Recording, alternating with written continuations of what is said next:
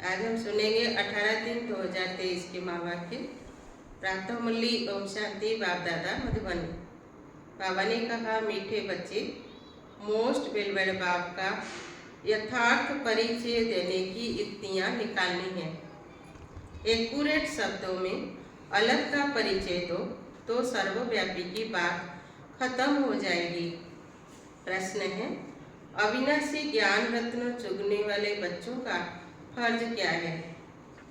उत्तर है, ज्ञान की हर बात पर अच्छी रीति विचार सागर मंथन कर एक बात की सबको सही पहचान देना, पुण्य आत्मा बनाने वाले के साथ साथ पाप आत्मा किसने बनाया यह समझ देना है।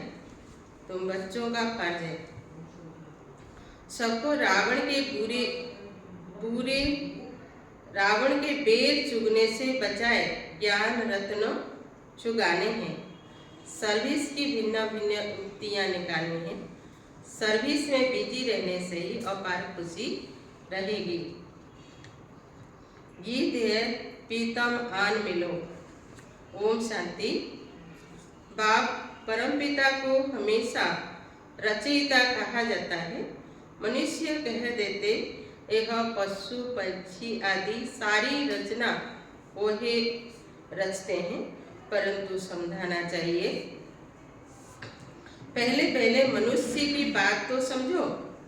परमपिता जो रचयिता है वही मनुष्य सृष्टि कैसे रचते हैं। मनुष्य ही उनको बाप कहे बुलाते हैं क्योंकि दुखी है। सभी उस एक रचयिता को याद करते हैं। तो पहले पहले यह समझाना है कि मनुष्य सृष्टि का रचयिता कौन है। वही रचयिता ही सबका बाप ठहरा। पहले पहले बाप का परिचय देना है। आत्मा को न अपना न बाप का परिचय है। अगर हम आत्मा का परिचय हो तो समझे कि हम किसकी संतान हैं। हम परमपिता परमात्मा की संतान हैं। वही बाप रचयिता है, तो जरूर पहले पहले मनुष्य सृष्टि रचते होंगे। वही नई दुनिया अथवा स्वर्ग होगी। बाबा जरूर स्वर्ग ही रचेंगे। बाप खुद के लिए रचना रचें यह हो नहीं सकता, जबकि हम उस बाप के बच्चे हैं। जो बाप स्वर्ग का रचयिता है तो हम भी वहाँ होने चाहिए या परम धाम में होने चाहिए, परंतु हमको यहाँ पाठ बजाने आना पड़ता है। यह ही विचार सागर मंथन करने की युक्तियाँ। जितना समय मिले तो यही विचार सागर मंथन करना है। साधु संत आदि कोई भी यथार्थ रीति बाप को जानते नहीं हैं। रचयिता जरूर स्वर्ग ही रचेंगे, तो फिर सब आत्माएं निर्वाण धाम में होनी चाहिए। वही निर्वाण धाम है हम सब आत्माओं का घर, जहाँ बाप भी रहते हैं। तुम बच्चों को बेहद के बाप से बुद्धि योग जोड़ने के लिए मेहनत करनी पड़ती है। योग न होने के कारण ही फिर मनुष्य से पाप होते हैं या धारणा नहीं हो सकती है। बाबा को याद नहीं करते हैं। भगवान तो एक ही है, वही मोस्ट बेलवेड स्वर्ग का रचयिता। वहाँ बहुत सुख है। यहाँ दुख होने कारण ही भगवान को याद करते हैं। बाबा बच्चों को सुख के लिए ही जन्म देते हैं। सतयुग त्रेता को कहा ही जाता है सुखधाम। अभी है कलयुग, इन्हीं के बाद फिर सतयुग को आना है, तो जरूर बाप को ही आना चाहिए। ऐसे ऐसे विचार सागर मंथन कर फिर कोई को बैठ समझाना चाहिए। यहाँ तुमको बाप का परिचय मिलता है बाप द्वारा। मनुष्य उस मोस्ट बेलवेड बाप को जानते नहीं है। बाबा को जानते ही नहीं तो अपने को उसके बच्चे भी समझते नहीं। हमने बाप को जाना है तो उनको याद करते हैं। वही बेहद का बाप है सभी आत्माओं का। वही निराकार।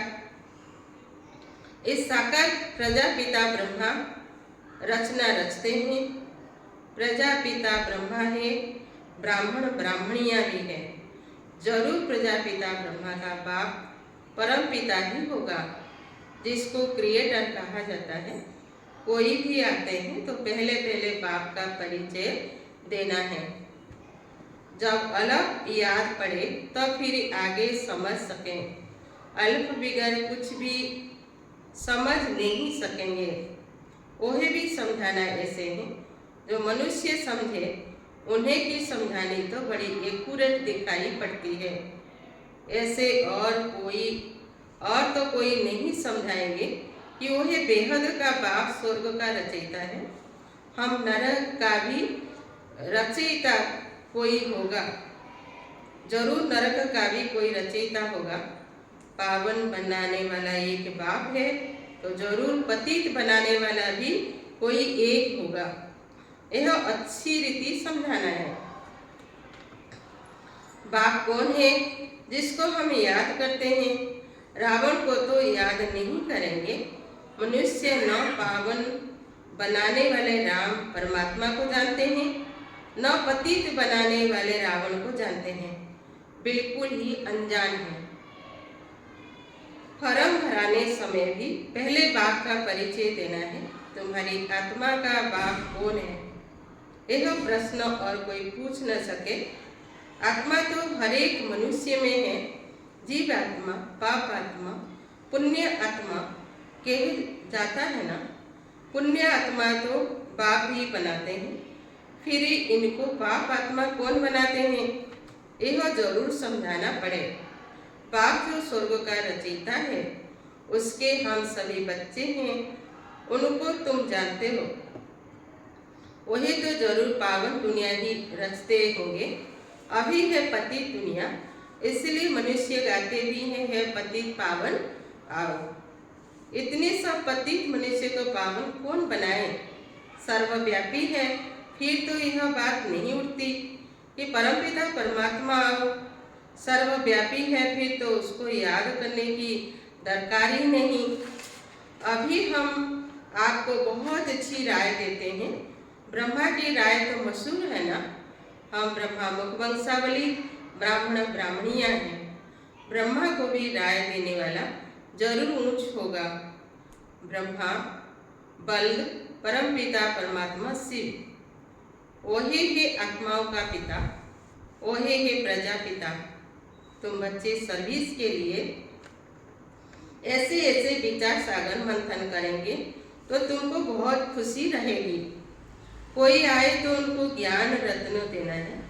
बाप आकर अविनाशी ज्ञान रत्न चुगाते हैं, जिससे हम विश्व का मालिक बनते हैं। फिर रावण आकर वेर चुगाते हैं। शिव का चित्र, देवताओं के चित्र सब पत्थर के ही है। पत्थर को पूजते पूजते पत्थर बुद्धि बन जाते हैं। शिव का भी पत्थर का चित्र है। जरूर कोई समय शिव बाबा चैतन्य में आकर पढ़ाते होंगे। प्रजापिता ब्रह्मा भी होगा, ब्रह्मा कुमारी सरस्वती भी होगी। अब प्रैक्टिकल में है, उनके लिए गायन है सबकी मनोकामनाएं पूरी करने वाली, अविनाशी ज्ञान रत्न दान करने वाली गॉडेज ऑफ नॉलेज। उन्होंने फिर सरस्वती को बेंजो दे दिया है। यह सब बातें बुद्धि में आनी चाहिए।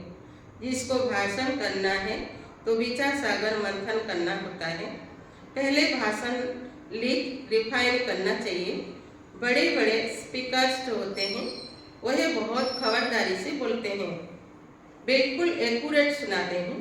जरा भी हिचका तो आबरू अर्थात इज्जत चली जाएगी। पहले से ही पूरा प्रैक्टिस करते हैं। यहाँ भी इतना बुद्धि में रहना चाहिए जो किसी को बाप का परिचय दे सको। सर्विस करनी है। भिखारी गुरुओं की जंजीरों में बहुत फंसे हुए हैं, वही कोई की सदगति तो कर नहीं सकते। पतित पावन निराकार भगवान को ही कहा जाता है। सर्वव्यापी के ज्ञान से तो कोई की सदगति हुई नहीं। पतित पावन है एक शिव बाबा, उनको रुद्र भी कहा जाता है। रुद्र यज्ञ भी मशहूर है। इतना बड़ा यज्ञ और कोई रच न सके। रुद्र ज्ञान यज्ञ कितने वर्ष चलता है, ज्ञान सुनाते ही रहते हैं। यज्ञ जब रचते हैं तो उसमें शास्त्र भी रखते हैं, रामायण भागवत आदि की कथा सुनाते हैं, उसको रुद्र यज्ञ कहते हैं।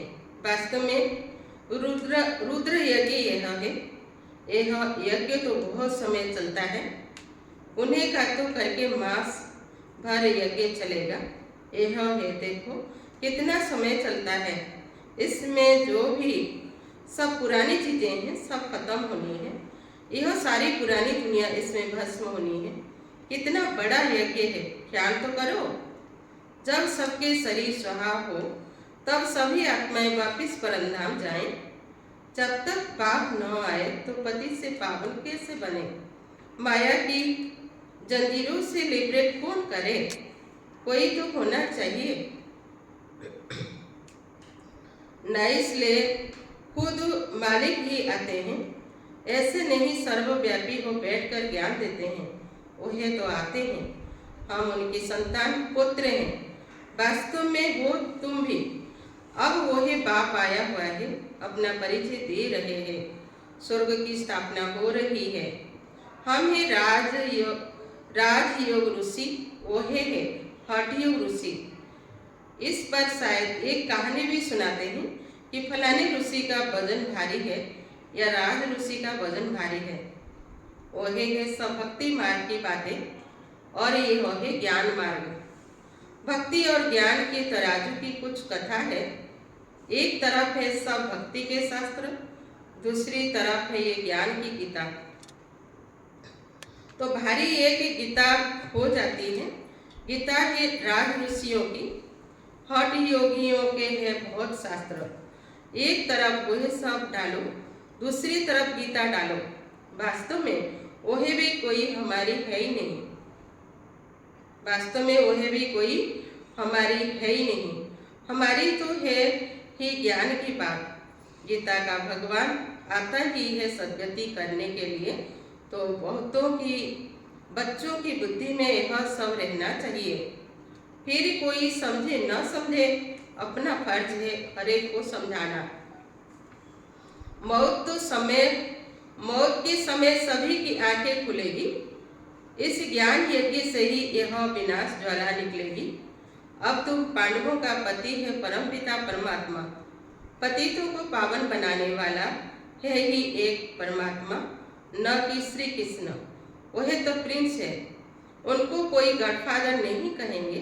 फादर तब कहा जाता है जब बच्चे पैदा करते हैं। श्री कृष्ण तो खुद ही बच्चा है, तो उनको फादर कैसे कहा जाए?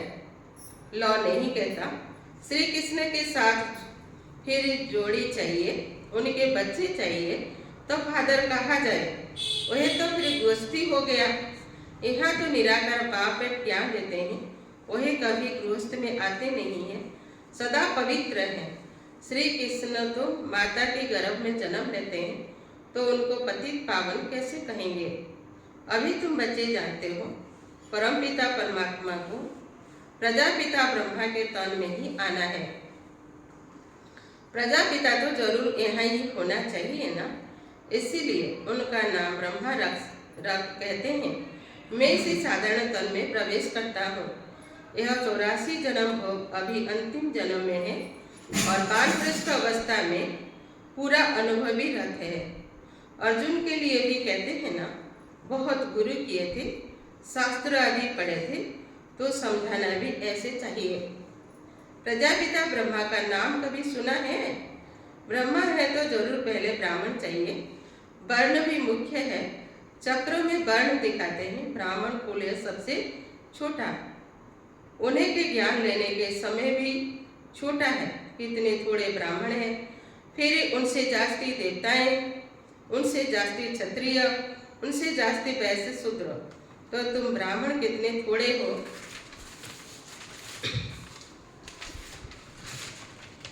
इन्हीं थोड़े में भी बहुत थोड़े हैं जिनको सदैव खुशी का पारा चढ़ा रहता है।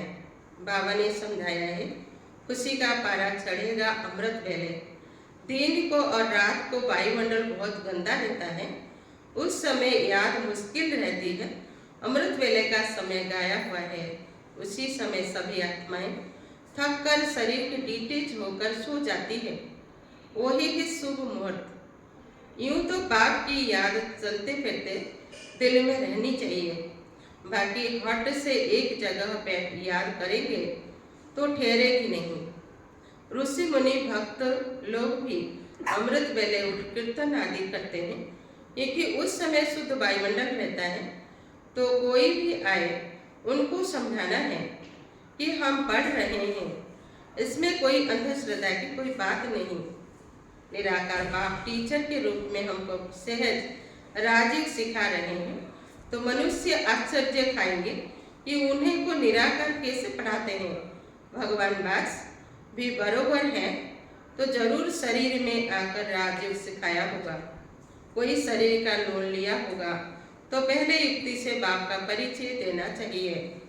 सर्वव्यापी कहने से वर्षा कैसे मिलेगा? जब तक भगवान के महावाक्य कानों पर न पड़े तब तक कोई समझ न सके। भगवान है निराकार, ब्रह्मा साकार प्रजापिता, तुम हो ब्रह्मा कुमार कुमारियां। निराकार परमात्मा ब्रह्मा तन से पढ़ाते हैं। हमारा एम ऑब्जेक्ट है मनुष्य से देवता बनना। बाप का परिचय देंगे तो बाप की याद रहेगी। कोई लिखते हैं भगवान निराकार है, तो उनको समझाना चाहिए। कोई फिर लिखते हैं हम जानते ही नहीं है। अरे तुम बाप को नहीं जानते हो? प्रजापिता परमात्मा, परमपिता परमात्मा कहते हो तो जरूर कोई होगा ना। बच्चे तो जानते हैं हम परमपिता परमात्मा से भविष्य 21 जन्म जन्मांतर के लिए आजीविका प्राप्त करते हैं। इसमें जो विघ्न डालते हैं उन पर कितना पाप चढ़ता होगा, सो भी समझ कर विघ्न डालते हैं। बेसमझ पर तो कोई दोष नहीं, वही तो सारी दुनिया बेसमझ है। अच्छा, मीठे मीठे सिखिलाधे बच्चों प्रति माता पिता बाप दादा का याद प्यार। इसके एक एक अक्षर का अर्थ तुम बच्चे जानते हो। पहले पहले माता पिता, फिर बाप दादा। माता पिता उनको कहा जाता है जो स्वर्ग का मालिक बनाते हैं। फिर यह हो गई बाप दादा, फिर कहते हैं जगदम्बा। यह बड़ी गुह्य बातें हैं। सबसे गुह्य पहली यह है जिसको समझने से मनुष्य को बहुत फायदा हो जाए। फिर कहते हैं सिखिलाधे, यह है दूसरी पहली। फिर कहते हैं ब्राह्मण कुलभूषण, सुदर्शन चक्रधारी, यह भी नई पहली है। एक एक बातें में पहली है। अच्छा, सुदर्शन चक्रधारी, नूरे रत्नों प्रति याद प्यार और गुड मॉर्निंग। रूहानी बाप की रूहानी बच्चों को नमस्ते। हम सभी रूहानी बच्चों की रूहानी माता पिता बाप दादा को याद प्यार गुड मॉर्निंग नमस्ते। धारणा के लिए मुख्य सार। पहला पॉइंट है, अमृत वेले के शुभ मुहूर्त में बाप को बहुत प्यार से याद कर खुशी का पारा चढ़ना है। अमृत वेले के शुभ मुहूर्त में बाबा को बहुत प्यार से याद कर खुशी का पारा चढ़ाना है। चलते फिरते भी याद का अभ्यास करना है। सेकंड पॉइंट है, पाप कर्मों से बचने व ज्ञान की अच्छी धारण करने के लिए एक बाप से बुद्धि योग जोड़ने की मेहनत करनी है। आज का वरदान है, बिंदु रूप में स्थित रहे, सार युक्त योग युक्त युक्ति युक्त स्वरूप का अनुभव करने वाले सदा समर्थ भाव। क्वेश्चन मार्ग के ढेर रास्ते पर जाने के बजाय हर बात में बिंदी लगाओ, बिंदु रूप में स्थित हो जाओ, तो शारीरिक योगिक युक्ति युक्त स्वरूप का अनुभव करेंगे। स्मृति, बोल और कर्म सब समर्थ हो जाएंगे। बिना बिंदु बने विस्तार में गए तो क्यों क्या के व्यर्थ बोल और कर्म में समय और शक्तियां व्यर्थ कमा देंगे, क्योंकि जंगल से निकलना पड़ेगा। इसीलिए बिंदु रूप में स्थित रहे, सर्व कर्मेंद्रिय को अड़र प्रमाण चलाओ। आज का स्लोगन है, बाबा शब्द की डायमंड चाबी साथ रहे तो सर्व खजानों की अनुभूति होती रहेगी। ओम शांति।